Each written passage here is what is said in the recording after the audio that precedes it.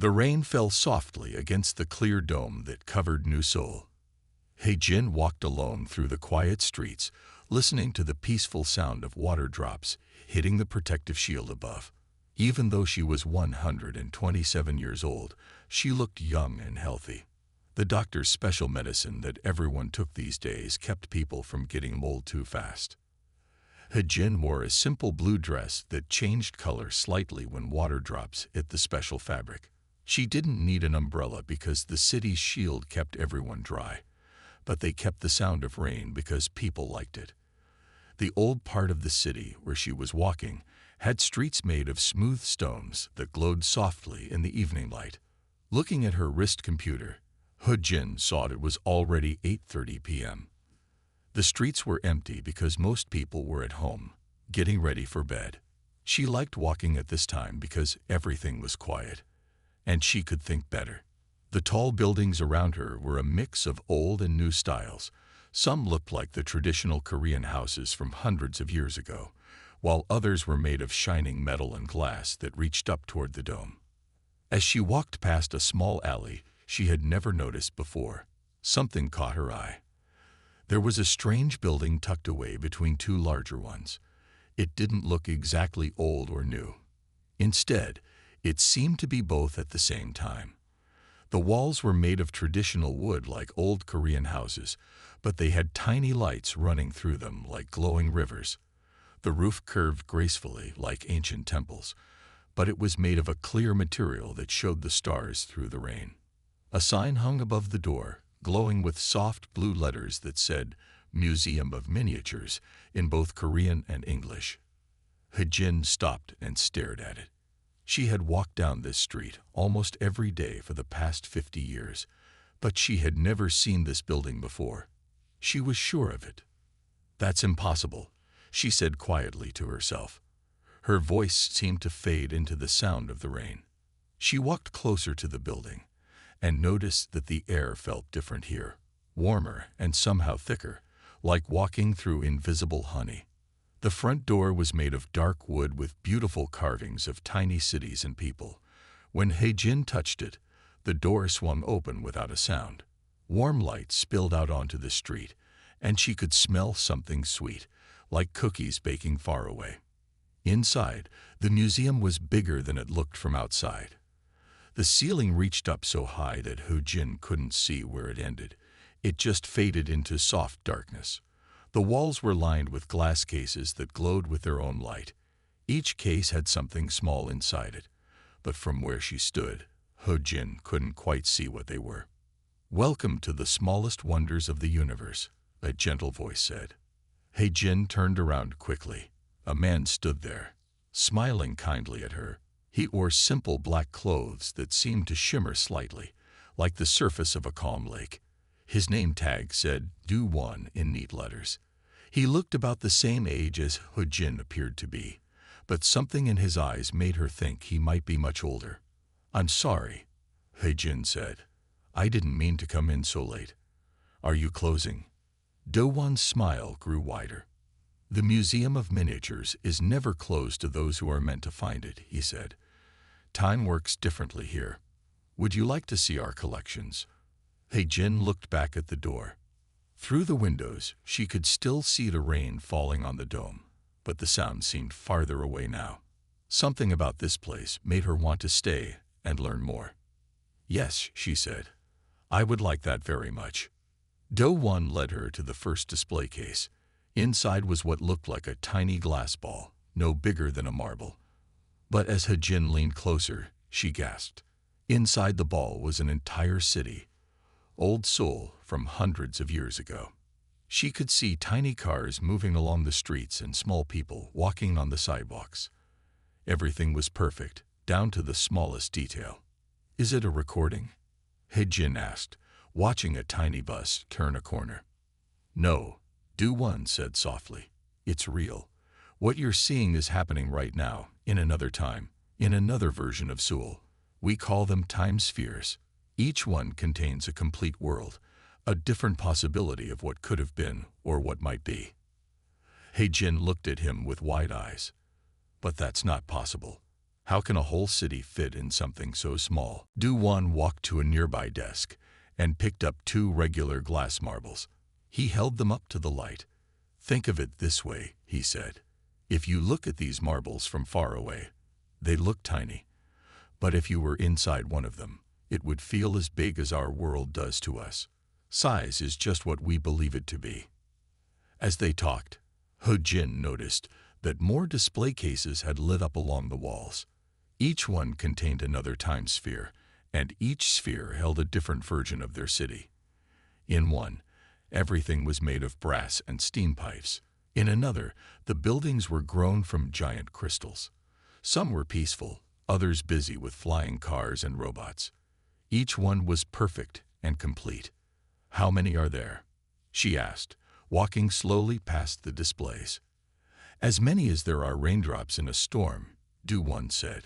Each one is a dream that someone had, a path that history could have taken, a choice that someone made or didn't make. We keep them safe here. He-Jin stopped at one sphere that seemed darker than the others. Inside she could see New Seoul, but all the streets were empty. The buildings were dark, and a soft rain fell endlessly on silent streets. What happened in that one? She asked. Du-Wan stood beside her. That one hasn't happened yet, he said quietly. It's still waiting for its story to begin. Sometimes visitors to our museum become part of the stories they see. Would you like to learn more? He-Jin looked at her reflection in the glass case. Behind it, the tiny city waited in its endless rain. She thought about her quiet life, her daily walks, the feeling that she had been waiting for something without knowing what it was. Yes, she said.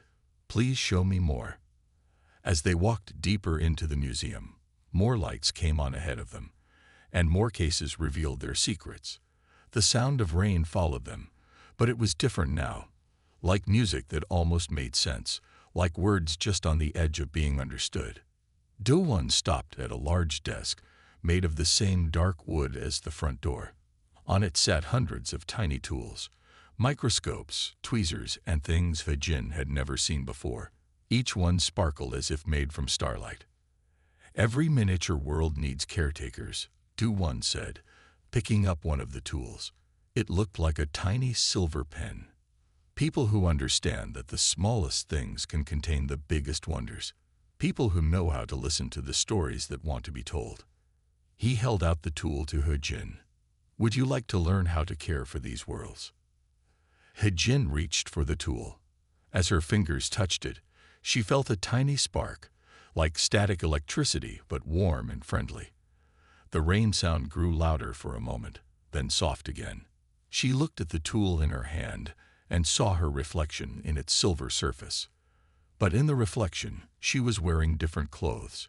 Clothes like Du-Wan's, that shimmered like starlight on water. What happens next? She asked. Du-Wan smiled that gentle smile again. That depends on you, he said. Every story has a beginning, but the best ones don't follow a straight line. They spiral in and out, like the pattern of rain on our dome, like the paths between the worlds in our collection. Would you like to see how deep the spiral goes? He-Jin looked back at the front door, barely visible now in the distance. The rain still fell outside, but it seemed to be part of a different world, a different story. Here, in the Museum of Miniatures, something new was beginning. She held the silver tool tighter and turned back to Du-Wan. Show me everything, she said. And so began He-Jin's first night as an apprentice caretaker of miniature worlds, as the rain fell endlessly on the dome of New Seoul, and somewhere, in a tiny glass sphere on a shelf she couldn't see yet, another He-Jin was just opening a mysterious door for the first time. Du-Wan led He-Jin to a special room deep inside the museum. This room was round, with walls made of dark wood and tiny lights that looked like stars. In the middle of the room stood a large table with a smooth black surface. The rain sounds were quieter here, more like soft music. This is where we learn about the worlds we take care of, Du-Wan said. He placed one of the time spheres on the table. It was the one with Old Seoul inside it. The table's surface lit up with a soft blue light around the sphere. Put your hand near it, Du-1 said. Don't be afraid. He-Jin moved her hand close to the sphere. The air felt warm and tingly, like when your foot falls asleep but nicer. Suddenly, she could hear sounds coming from the tiny city, cars honking, people talking, music playing from stores. It was like listening to a radio station from 100 years ago. Amazing, she whispered. As she moved her hand, the view inside the sphere changed. She could see different parts of the city, zoom in on streets and buildings. It's like a window to another time. Yes, Du-1 said, but it's more than that. Each sphere is a complete universe. The people inside are real, living their lives, making choices, having dreams. We don't just watch them. We help protect their stories. Just then, they heard footsteps. He-Jin turned around and saw a young man walking into the room. He wore simple white clothes and carried a bag full of what looked like tiny tools, similar to the one Du-1 had given her. Ah, Kita, Du-1 said with a smile. Perfect timing. Meet our new apprentice, He-Jin. Kita bowed politely. He had a friendly face and kind eyes. Welcome to the team, he said. I just finished checking on the Industrial Revolution section. The steam-powered Seoul is having some problems with its air quality again. Do-1 nodded. Would you like to show He-Jin how we help fix problems in the spheres? Kaita placed his bag on the table and took out something that looked like a tiny silver pencil. Each sphere needs different kinds of care, he explained to He-Jin. Sometimes they need physical repairs, like fixing broken buildings or cleaning the air. Sometimes they need story repairs, like helping people make important choices or remember important things. He picked up another sphere from a shelf nearby. This one showed a version of Seoul where everything was made of brass and copper, with steam engines everywhere. The tiny city was covered in a layer of dark smoke. Watch this, Kita said. He touched the sphere with his silver tool. A small point of light appeared where the tool touched the glass. Inside the city, He-Jin could see the same point of light, but much bigger, floating in the sky. The light attracts the smoke, Kita explained. It pulls it up and turns it into clean air. We have to do this every few days in this particular world. Their technology is stuck at a certain point, and they haven't figured out clean energy yet. He-Jin watched as the dark smoke slowly disappeared from the tiny city. The buildings shone brighter, and she could see tiny people looking up at the light with wonder on their faces. Do they know about us? She asked. Some of them dream about us, Du-1 said. They write stories about giant beings who help them from beyond their world. Some call us angels, others call us gods. But it's better if they don't know the whole truth. It helps them grow on their own. A soft bell sound filled the room. Kita looked up. That's the alert for a new sphere forming, he said excitedly.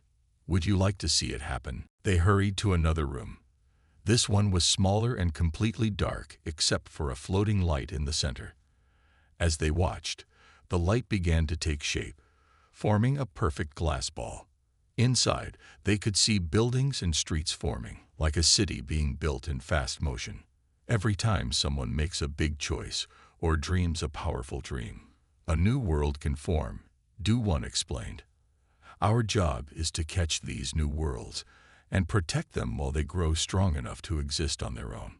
The new sphere finished forming and gently floated down onto a soft cushion. He-Jin looked inside.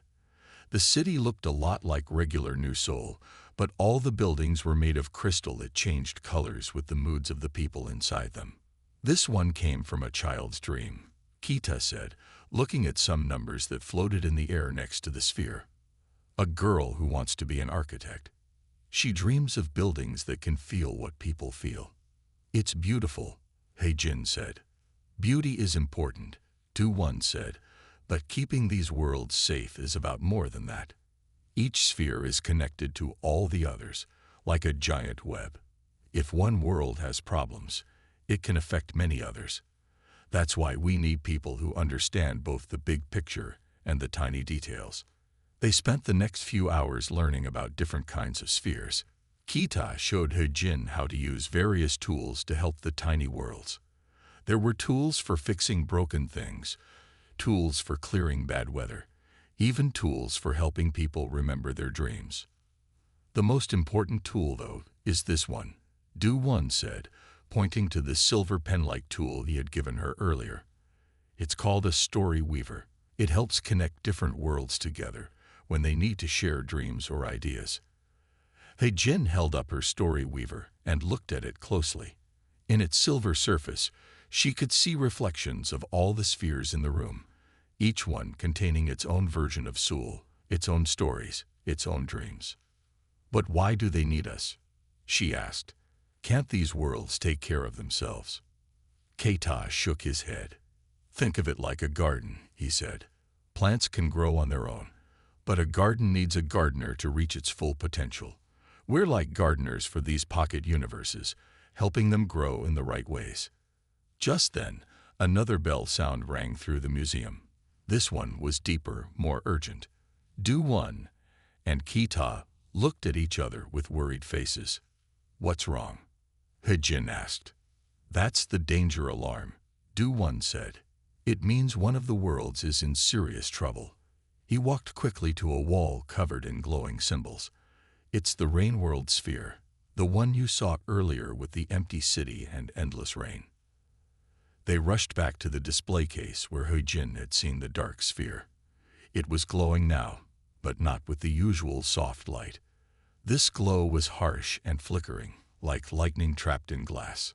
Something's happening inside, Keita said, taking out his tools. The rain isn't stopping like it should. If it keeps going, it could flood the whole city. Can we help them? He-Jin asked, feeling worried for the tiny people inside. Do-Won looked at her with serious eyes.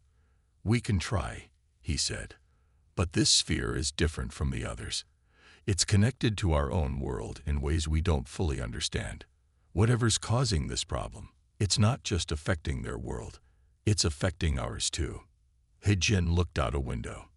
The rain on the dome of New Seoul was falling harder now, and the drops seemed to glow with the same strange light as the troubled sphere. What do we do? She asked. Do-Won handed her a new tool, this one made of dark crystal. We need to go inside, he said. Are you ready for your first real test as a caretaker of worlds? He-Jin looked at the sphere, then at her reflection in the dark crystal tool.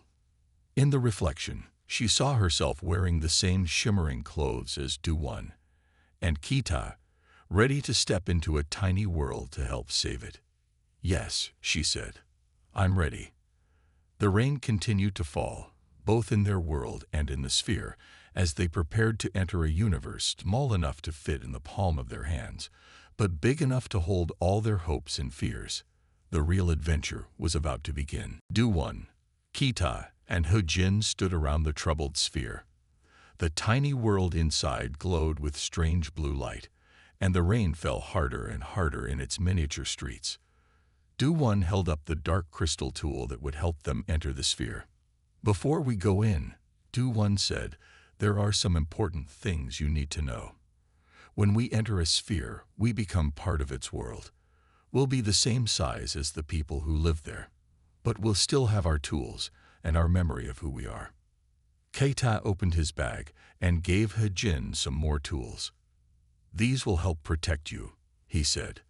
The silver one makes a shield around you. The blue one helps you breathe underwater. The gold one lets you talk to us even if we get separated.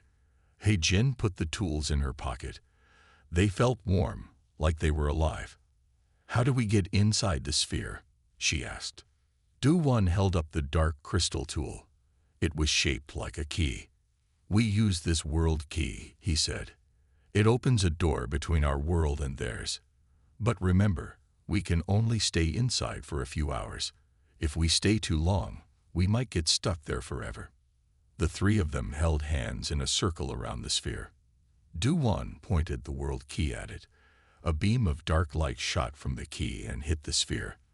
The light spread out like a spider web across the surface of the glass. Close your eyes, Keita said. The first jump is always a bit scary. He-Jin closed her eyes. She felt a strange pulling sensation, like being in an elevator that was going down very fast. There was a sound like bells ringing. And then, she felt rain on her face. When He-jin opened her eyes, she was standing in the middle of an empty street. The buildings around her were tall and dark, made of black glass and shining metal. The rain fell steadily, making patterns on the wet ground. The sky above was covered in dark clouds that glowed with the same strange blue light they had seen from outside the sphere. Do-won and Kita appeared next to her a moment later. Their clothes had changed. Now they wore dark raincoats that seemed to shed water like duck feathers. "Welcome to the rain world," Do-won said. His voice sounded different here, like it was coming through water. "This is one of the strangest spheres in our collection. In this world, something happened that made everyone fall into a deep sleep while it rains forever." They walked down the empty street. The only sound was the rain hitting the ground and the buildings. There were no cars, no people, no birds. Nothing moved except the water falling from the sky. "Look there," Kita said, pointing to a big building ahead of them. It was shaped like a giant glass dome, like the one over their own new soul, but much smaller. "That's the Dream Center. It's where everyone went when the endless sleep began." As they got closer to the Dream Center, He-jin saw that the glass walls were foggy, like windows in a hot shower. But through the fog, she could see shapes moving. There were people inside, but they weren't walking around. They were floating, as if the whole building was filled with invisible water.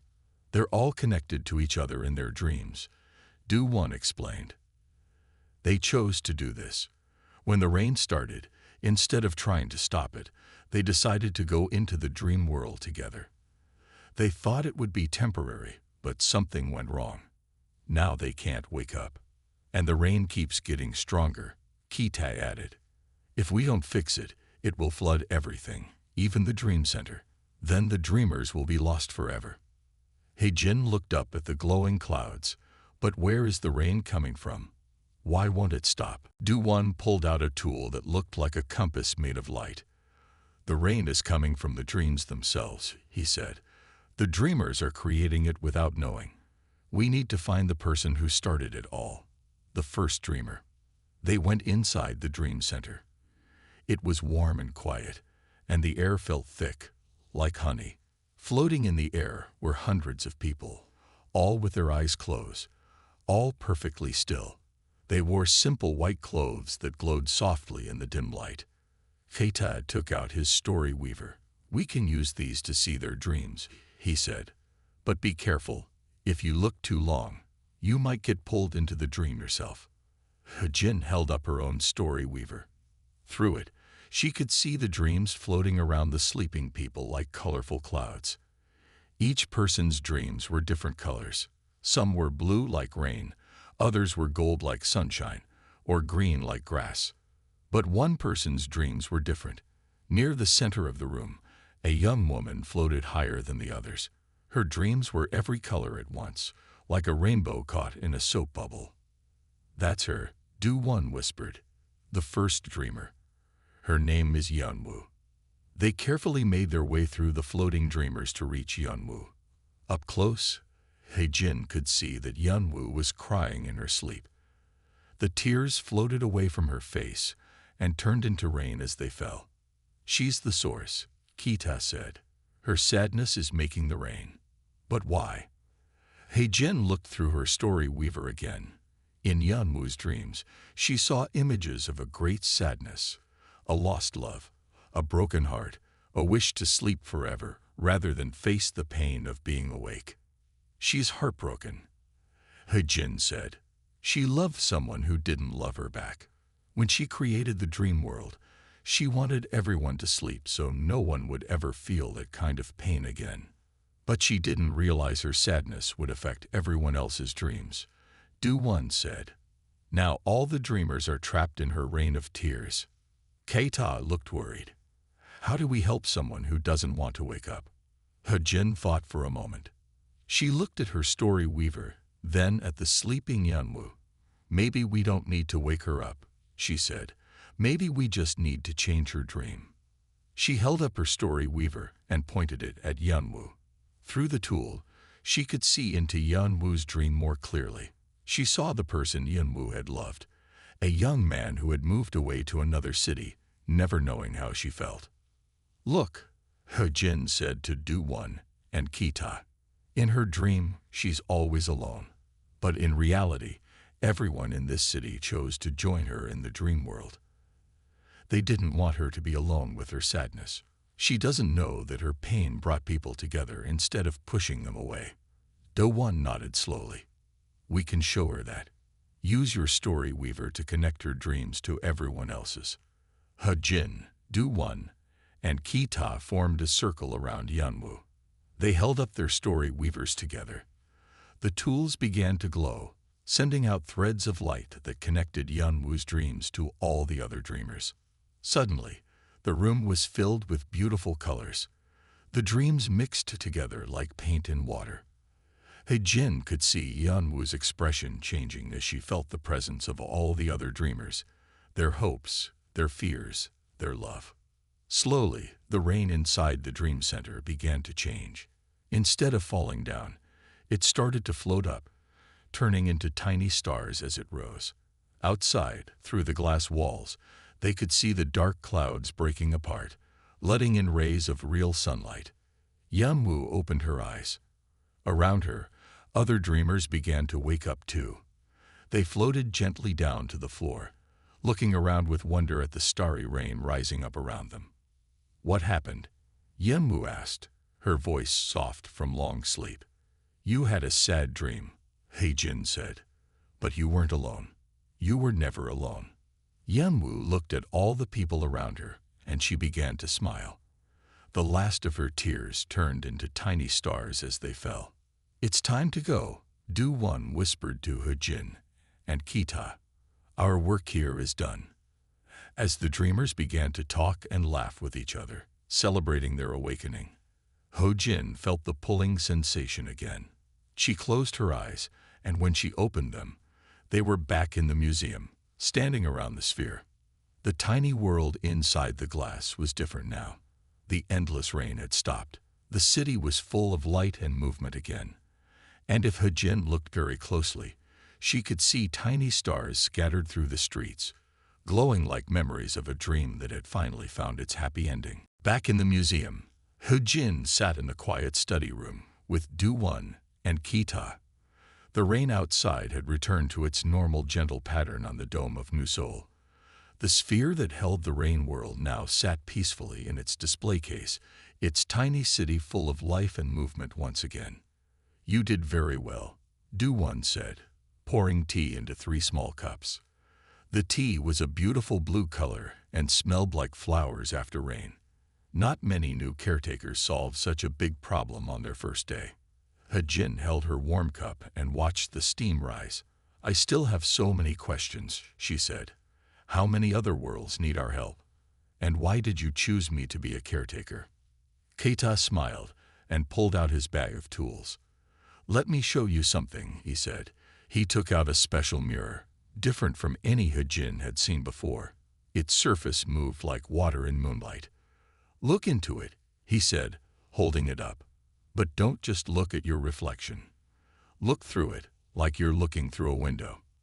He Jin looked into the mirror. At first, she saw only her face. Then the image changed.